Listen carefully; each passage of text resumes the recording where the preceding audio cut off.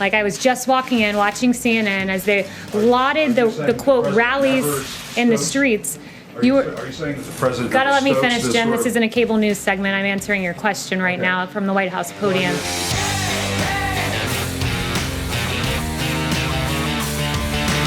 Jim. That's a very nice tie, Jim, by the way. Thank you very much. Yes. Especially this president who has made so many false and misleading statements that has put, fact checkers to work across the world. If you're going to get into the fact-checking business, there's no one that should be fact-checked more than the mainstream media that has been continually wrong about a number of things. Your network, CNN, botched their WikiLeaks email exclusive and were forced to make on-air corrections. CNN's Jim Sciutto, another CNN one, dropped a fictional bombshell in 2018, July, claiming that Michael Cohen would tell federal investigators that the president knew of the Trump Tower meeting. And there are many more, not to just put the onus on CNN there. So if anyone needs to be fact-checked, I think it should be the media. That rally is to be condoned, but not the president's rally. I mean, it's appalling. You have one person on your network saying that this is a celebration in the streets, a carnival-like atmosphere. There's a guy with a sign that says free hugs. It's beautiful what's happening in the streets. There is music. People are hugging. You celebrate hugging in the context of a protest, but in a Trump rally where we celebrate historic low African American unemployment, criminal justice reform, HBCUs, that rally is not allowed because guess what, Jim? It doesn't fit the ideological agenda of CNN. And the CDC guidelines suggest that people practice social distancing. You're not going to be able to practice social distancing in a rally with thousands of people.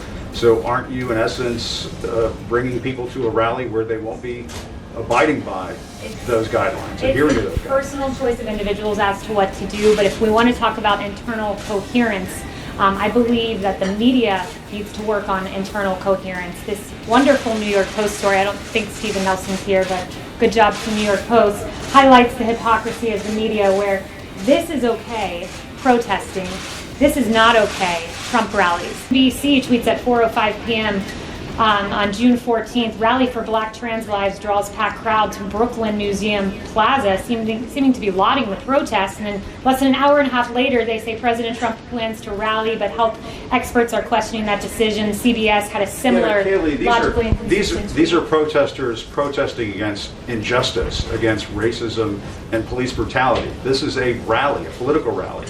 They're not going to be demonstrating for any kind of cause other than supporting the president. Does the president or the administration plan to make it very clear to the Russian Federation that there should not be bounties placed on the heads of American soldiers serving in Afghanistan? We make that clear each and every day to every country around the world that this president will always stand by our law enforcement. No one's been tougher on Russia. Not law enforcement, I'm talking about military soldiers, U.S. forces of course, overseas. That's what I'm saying. Our U.S. forces. Not just any country, the Russians. Will you tell the Kremlin and President Putin not to put bounties on the heads of American soldiers? What you're getting at, of course, we tell each and every country that, but what you're getting at is uncorroborated intelligence, and you're treating it as if it were true.